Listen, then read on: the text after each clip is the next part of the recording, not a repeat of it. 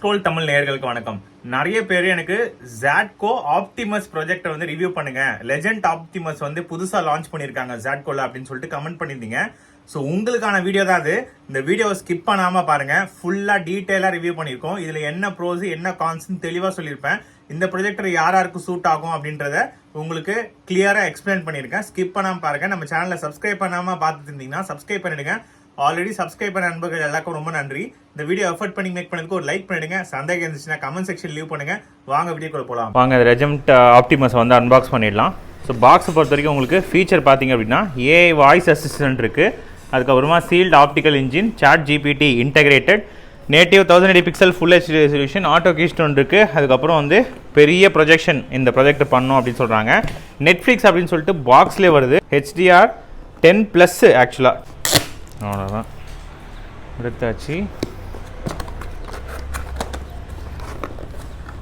Accessories box, projector நல்ல பேக்கிங்லாம் வந்து செக்யூராக தான் இருக்குது.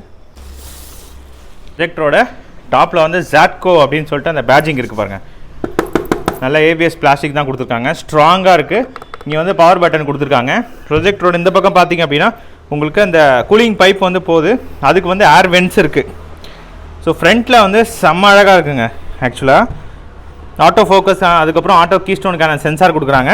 அதுக்கப்புறம் வந்து நல்ல சில்வர் லைன்டு வந்து உங்களுக்கு லென்ஸ் இருக்குது ஆக்சுவலாக.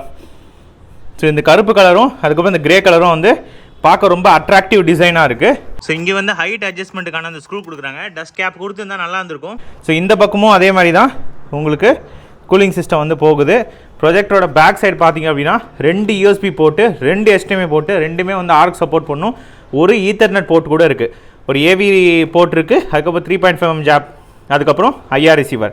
சரிங்களா? ஸோ அதுக்கப்புறம் பவர் ப்ளக்இன் பண்ணுறதுக்கான அந்த போர்ட்டும் கொடுத்துருக்காங்க. சீலிங் மவுண்ட் இருக்கா அப்படின்னு சொல்லிட்டு நான் உங்களுக்கு காமிச்சிடுறேன். இங்கே பாருங்க, சீலிங் மவுண்ட்டுக்கான ஸ்க்ரூவும் கொடுத்துருக்காங்க. ஸோ 4 எண்ட்லேயும் நீங்கள் சீலிங் மவுண்ட்டை வந்து நீங்கள் பண்ணிக்கலாம். டேபிள் மவுண்ட் தான் பண்ணுறேன் அப்படின்னா அது வழுக்காமல் இருக்கிறதுக்கு புஷ் கொடுக்குறாங்க. டஸ்ட்டு ஃபில்டர் இருக்குது. ஆனால் ஆக்சுவலாக உங்களுக்கு டஸ்ட்டு ஃபில்டர் அவங்களே வந்து உங்களுக்கு கொடுக்குறாங்க.